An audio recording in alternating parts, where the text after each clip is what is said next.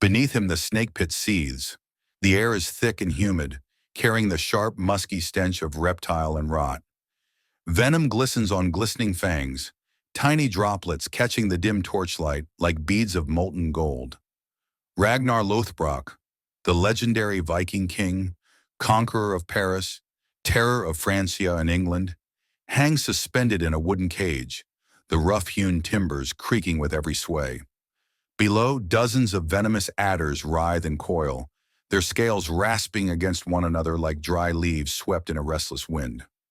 The sound is unsettling, a low, constant hiss, the pit's own whispering chorus, promising only one fate. Around him, the hall of King Ella of Northumbria is heavy with silence, broken only by the faint shuffle of boots on straw and the hiss of the serpents below.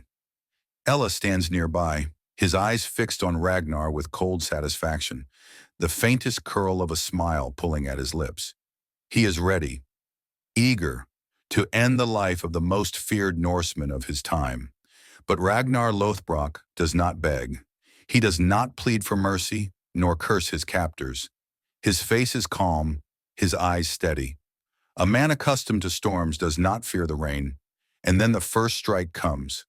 Quick, almost delicate, as the serpent's fangs pierce his skin. Another follows, and another. The venom begins its slow, cruel work. His veins burn with liquid fire, his muscles tremble. But instead of a scream, something else escapes Ragnar's lips. A laugh. Low at first, then louder, echoing in the hall until even the snakes seem to pause in their restless shifting. And then, he sings. It is not a song of sorrow, but of triumph. His voice carries words that will outlive him. How the little pigs would grunt if they knew the fate of the old boar. Across the North Sea, his sons will hear of this moment. They will hear the song that defied death itself, and they will understand the message. Vengeance. The serpents keep biting. The poison keeps working. His body weakens, but his spirit stands unbroken. Ragnar dies with the certainty of a man who knows something his enemies do not. This is not the end. It is the beginning. His sons, Ivar the Boneless, Bjorn Ironside, Sigurd Snake in the Eye, and Fitzurk will come. They will lead the great heathen army across England, their fury sharpened by loss, their purpose forged in grief. The vengeance they bring will be so ruthless, so complete, that it will be remembered for 1,000 years. This is the Viking way of death, not a tragedy to be feared, but a performance to be witnessed, a story to be told, a legend to be born. What made the Vikings the nightmare of medieval Europe was not only how they lived, but how they died. The year is 845 CE. The River Seine runs thick with the oar strokes of long ships, their dragon-headed prows cutting through the mist. A Viking warband, led by Ragnar himself, sails into the heart of Paris. The city's bells toll in panic. Smoke rises from burning villages along the riverbanks, carried on the wind like black banners announcing the arrival of death. The siege is swift and merciless. The Frankish defenders, unprepared for such ferocity, crumble before the Norse assault. Streets echo with the clash of steel, the cries of the wounded, and the guttural war shouts of men who believe that dying in battle is the highest honor. Emperor Charles the Bald, grandson of Charlemagne, is desperate. When a group of Vikings are captured, he sees an opportunity to send a message. He orders them hanged before the people of Paris, certain that the sight of their suffering will break Viking morale. The crowd gathers, expectant. They imagine fear, begging, tears. The condemned men are brought forth, ropes hanging like pale serpents from the gallows. But something happens that no one in the Frankish capital expects. The Vikings laugh. They trade jokes in their own tongue. One man, tall and broad-shouldered, asked to be hanged higher, so that he might have a better view of the road to Valhalla.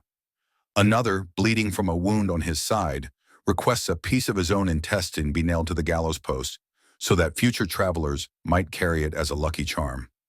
The crowd's jeers falter. The executioners hesitate. What kind of people meet death with mockery? The Frankish chronicler who recorded the event was horrified. His account drips with confusion, even fear. How could these men facing certain and brutal death behave as if they were stepping into a feast hall? The answer lies deep in the Viking mind, a place where death is not an end, but a gateway.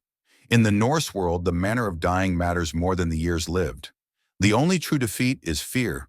For nearly 3 centuries, from the late 700s to the mid-1000s, the Vikings terrorized, traded with, and transformed Europe. They were farmers and merchants, explorers and colonists, poets and craftsmen. But above all, they were warriors. And in their code, how you face death was as important as how you face life. The sagas are filled with such moments. They tell of Thormod, a great warrior struck by an arrow at the Battle of Stiklestad in 1030. The shaft lodged deep in his chest, and blood poured freely. Instead of collapsing, Thormod broke off the arrow, pulled the head through his own flesh with his bare hands, and looked at the bits of heart tissue clinging to the iron tip. "The king has fed us well," he laughed. "I am fat, even around the heart." Those were his last words.